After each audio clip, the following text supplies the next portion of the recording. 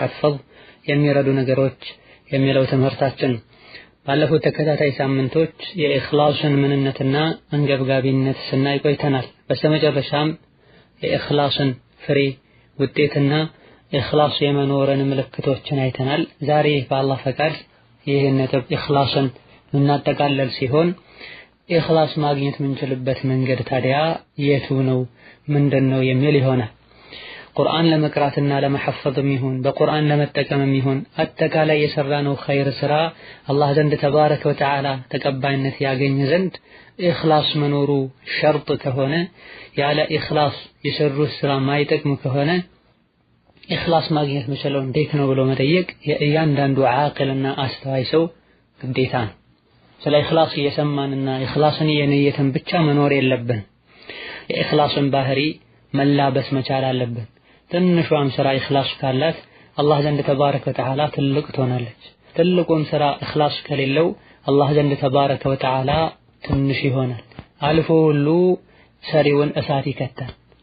ስለዚህም እኛ ላይ ዋጅብና ግዴታ ከሚባሉ ነገሮች መሃል አንዱ ኢኽላስ ማግኘበት መንገድ የቱ ነው ብለን መጠየቅና ለማግኘትም መጣር ይኖርብናል። ኢኽላስን ከሚያስገኙ ነገሮች መሃል አንዱ ከሰው ልጆች የሆነን ነገር አገኛለሁ ብሎ ከማሰብ ሙሉ በሙሉ ነፍስን ተስፋ ማስቆረጥ። ሰዎች ያከብሩኛል፣ ሰዎች ያደንቁኛል፣ ሰዎች ይወዱኛል፣ ሰዎች ይቀርቡኛል፣ ሰዎች ያመሰግኑኛል የሚል ሐሳብ ከውስጣችን መውጣት መቻል አለበት። አዱንያዊም ይሁን ሌላን ጥቅም ከሰዎች አገኛለሁ ብሎ ተስፋ የሚያደርግና ለሰዎች የሚጨነቅ ሰው ዒባዳውን ያበላሻል፣ ኢኽላስ ያጣል። አላህን ሳይሆን ሰዎችን እያየ ነው ዒባዳ የሚያደርገው። አላህ ሳይሆን ሰዎች ምን ይሉኛል ነው የሚለው።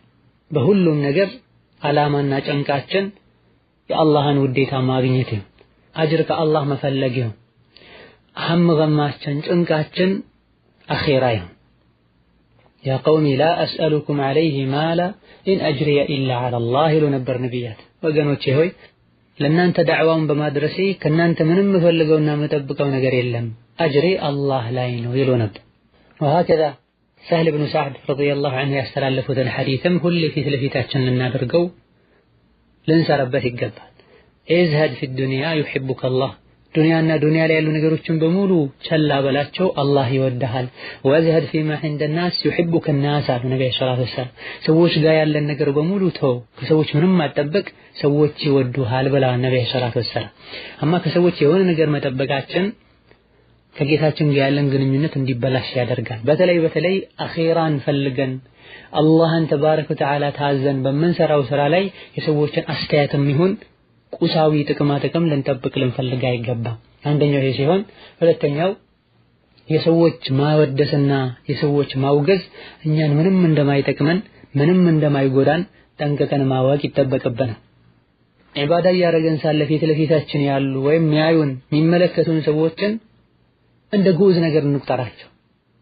ካጠገባችን ያለው ድንጋይ ቢሆን ወይም ደግሞ ካጠገባችን ያለው ግመልና ፈረስ ቢሆን ይህ ግመል ያየኛል፣ ይህ ድንጋይ ያየኛል፣ ሶላቴን ላሳምር እንደማንለው አጠገባችን ያለው ትልቅ ሰውም ይሁን ትንሽ ሰውም ይሁን ቦታ ምንሰጠውና ምናከብረውም ሰው ይሁን ሌላ ተራ ምንለውም ሰው ይሁን እኛ ግንኙነታችን ሙዓመላችን ከአላህ ጋር እንጂ ከሰዎች ጋር አይደለም። ከጉዝ ነገሮች የሆነ ነገር እንደማንጠብቀው ሁሉ ከሰዎችም ለአኺራ ለአላህ ብለን በምንሰራው ስራ ምንም ልንጠብቅ አይገባም። ሶላቱን አሳምሮ ስለሰገደ ሰዎች ምንም የሚሰጡት አጅር የለም። ሶላቱን ስላበላሸ ሰዎች የሚቀጡት ነገር የለም።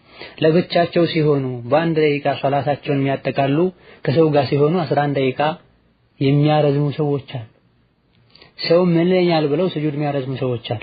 እነዚህ የሰገዱት ከሰዎች ሙገሳን ፈልገው እንጂ አጅርን ከአላህ ፈልገው አይደለም። ስለዚህ ኢኽላስን ከምናገኝበት መንገድ አንዱ ሰዎች ቢያወድሱኝ ምንም አይጠቅሙኝም፣ ቢያወግዙኝና ቢተቹኝ ምንም አይጎዱኝም፣ እኔ የምለፋው ምጥረው አላህን ለማስደሰት ነው ልንል ይገባል።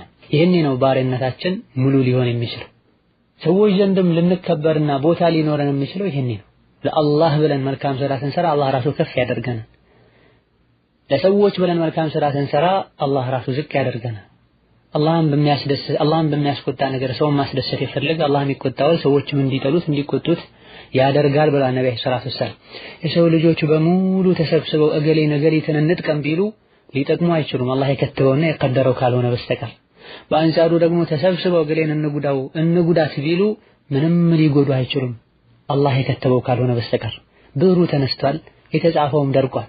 አላህ ድሮ ሁሉን ነገር ጽፎ ጨርሷል።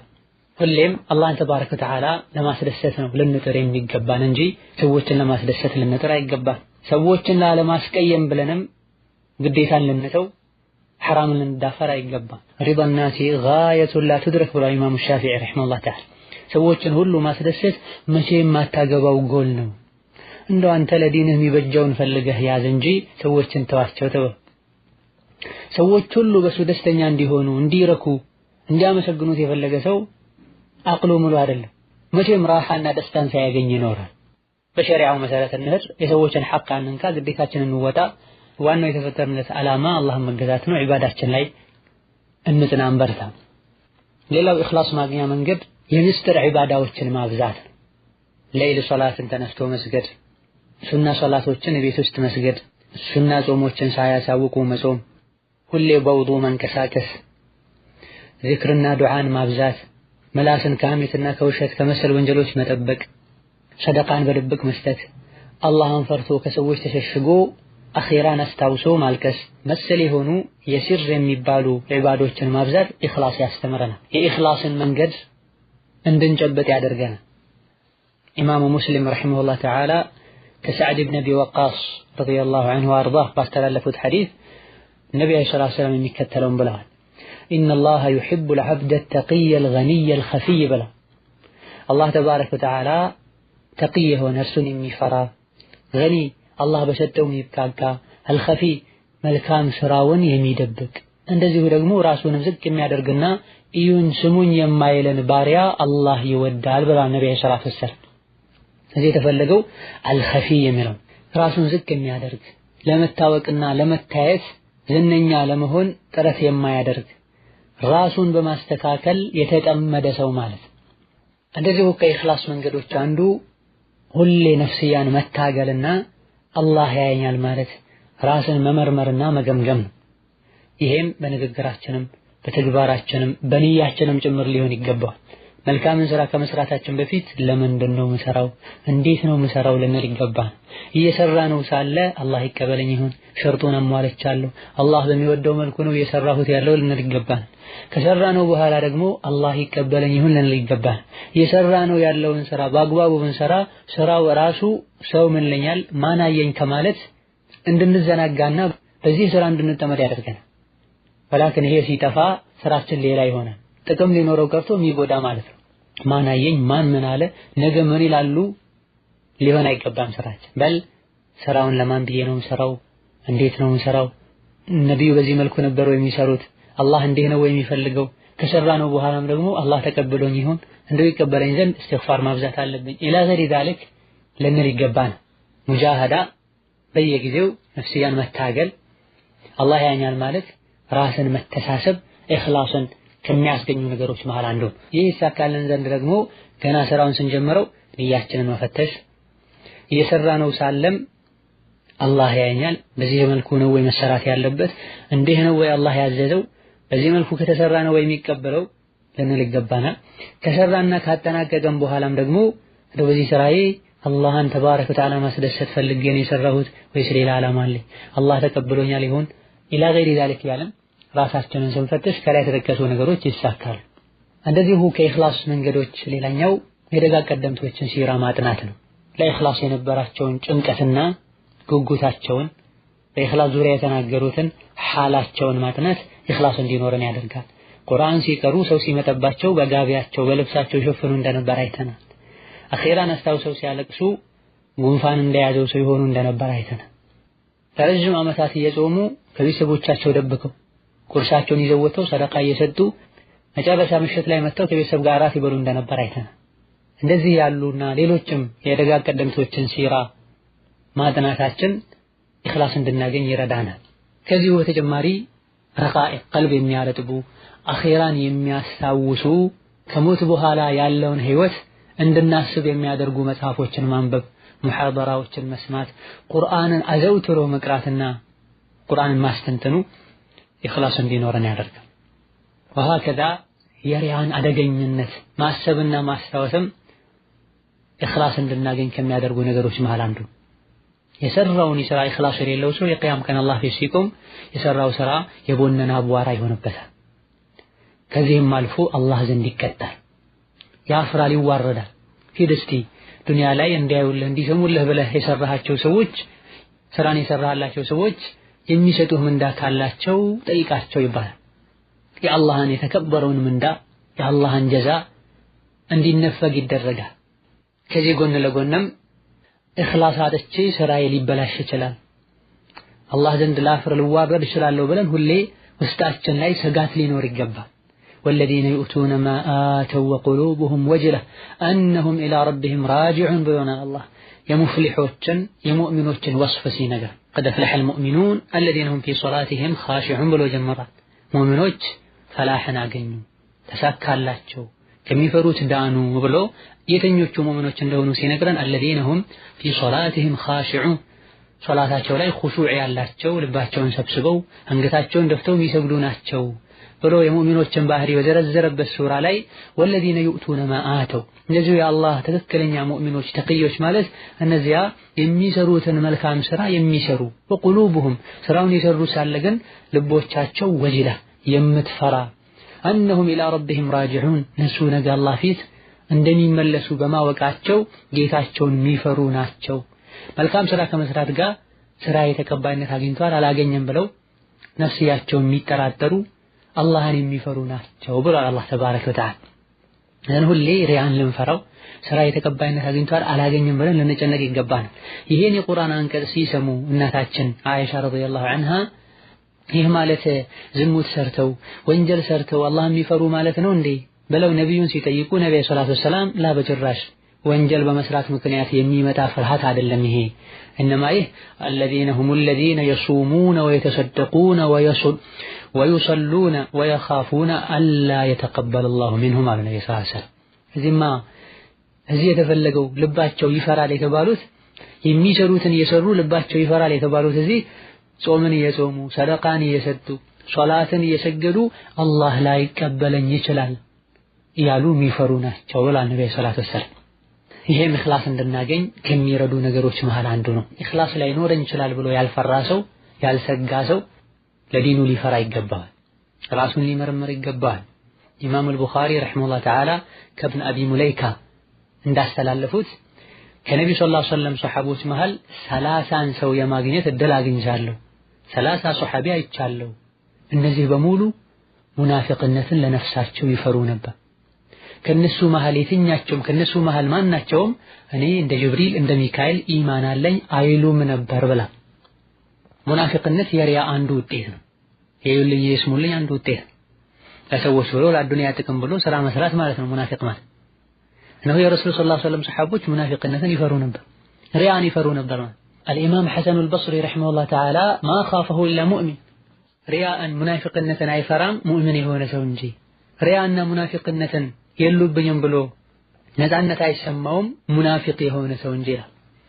ዑመርን የሚያክል ሰው ወደ ሁदैፋ የረሱልን ምስጢር ወደሚያውቀው ሰው የሄዱ እባክህ ነብያችን ሰለላሁ ዐለይሂ ወሰለም ከሙናፊቆች እኔን መድበዋል እንዴ ስሜን ከሙናፊቆች ውስጥ አለ እንዴ ያሉ ይጠይቁ ነበር። ይህ ሁሉ የሆነው በጣም አላህን ስለሚፈሩ ሪያን ስለሚጠነቀቁ የኢኽላስን አንገብጋቢነት ስለሚያውቁ ወሀከዛ ኢኽላስን ከምናገኝበት መንገድ አንዱ አርካነል ኢማንን ጠንቅቀን ማወቅ፣ በአላህ ትክክለኛውን ኢማን ማመን፣ ሶስቱን የተውሂድ አይነቶችን ጠንቅቆ መረዳት። ኢማን ማለት በምላስ ብቻ ሳይሆን በልብም በተግባርም በንግግርም ጭምር እንደሆነ ጠንቅቆ ማወቅና አላህን ተባረከ ወተዓላ ከአርካን ኢማን መሃል አንዱ በአኺራ ማመን ነውና እያንዳንዱ የምንሰራውን ስራ የቂያም ቀን ዋጋውን እናገኛለን። አላህ ተባረከ ወተዓላ ሁሉን ያውቃል፣ በስራችን ይመነዳናል ኢላ ገይሪ ዛሊክ ብሎ ነፍስያን ማስታወስና ሞት ላይ የሚሆነውን ጭንቅ ከሞት በኋላ ያለውን መከራ የቀብር ስቃይን ሒሳብና ሲራጥ ላይ ሚዛን ላይ ያለውን መከራ ማስታወስና ከዛም በኋላ ጀነት የገቡ እንደሆነ ያለውን ጸጋ ጀሃነም የገቡ እንደሆነ ያለውን ስቃይና መከራ ለነፍስያችን ማስታወስ ኢኽላስ እንድናገኝ አላህን ብቻ እንድናስብ ለሰዎች ብለን ኸይርን ስራ መተው ለሰዎች ብለን ስራን ማሳመር ሰውን ለኛል ብሎ ዋጅብን መተው ቀጥ አድርገን እንድናቆም ያደርገናል። የተወለድነው ብቻችን ነው። ምንሞተውም ብቻችን ነው። ቀብር ምንገባውም ብቻችን ነው። አላህ የሚተሳሰበንም ለብቻችን ነው። ማንም አያግዘንም። ከግራ ከቀኝ ቆሞ ሶላት የምንሻገረውም ብቻችን ነው። ጀነት ወይም ጀሀነም የምንገባውም ብቻችን። ታዲያ ለሰዎች መጨነቅ፣ ለሰዎች ብሎ ስራን ማሳመር፣ ለሰዎች ብሎ ስራን መተው ጥቅሙ የቱ ጋር? አርካነል ኢማንን የአላህን ብቸኝነት ሞቶ መቀስቀስን የውመል ቂያማን ማሰብና ማስታወስ ኢኽላስ እንዲኖረን ከሚረዱ ነገሮች መሃል አንዱ ነው።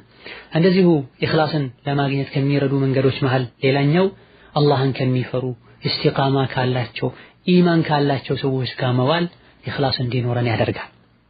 የሰው ልጅ ዲኑ የሚመስለው የጓደኛውን ዲን፣ ሰው የሚመስለው ጓደኛውን። ጥሩ ጓደኛ ያለው ሰው ጥሩን ስራ ይለምዳል፣ ጥሩን ስራ ይወዳል። ቢበዛው እንኳ ከጥሩ ጓደኛው ሲሆን ወንጀል አይሰራም። ኢኽላስ ካለው ሰው ጋር ያለ ሰው ኢኽላስን ተምሮ ይመለሳል። ወሀከዛ የኢኽላስን ጠቀሜታና ፍሬዎቹን ማወቅም ኢኽላስ እንዲኖረን ለኢኽላስ እንድንጥር ያደርጋል። እንደዚሁ የሰራነውን መልካም ስራ እንደ ትልቅ ነገር አለመቁጠርና ለሰዎች አለመናገርም ኢኽላስ እንዲኖረን ከሚረዱ ነገሮች መሃል አንዱ ነው። አላህ ተባረከ ወተዓላ ኢኽላስ እንዲሰጠን አዘውትሮ ዱዓ ማድረግም ኢኽላስን ከምናገኝባቸው መንገዶች መሃል አንዱ ነው። የኢኽላስ ጉዳይ እጅግ በጣም ትልቅና አንገብጋቢ ብዙ የሚያነጋግር ጉዳይ ቢሆንም ስለ ኢኽላስ በዚህ እናበቃለን። የቁርአን ሒፍዛችንም ይሁን ትምህርታችንም ይሁን ዒልማችንም ይሁን ስራችንም ይሁን ሊጠቅመን የሚችለው ኢኽላስ ሲኖረን ነው። አላህ ተባረከ ወተዓላ የሚያግዘንም መልካምን ስራ የሚያገራለንም በኢኽላሳችን ልክ ነው። ሆኖም በንግግራችንም በሐሳባችንም በስራችንም አላህን ብቻ ለማስደሰት ጥረት ልናደርግ ይገባናል። ሸይጣን ሊወሰውሰን ሊጎተጉተን አይገባም። የሰዎች ጉዳይ ሊያሳስበን ሊያስጨንቀን አይገባም። አላህ ተባረከ ወተዓላ ለሁላችንም ኢኽላሱን ይረዝቀን፣ ከሪያ ይጠብቀን። ወላሁ ተዓላ አዕለም።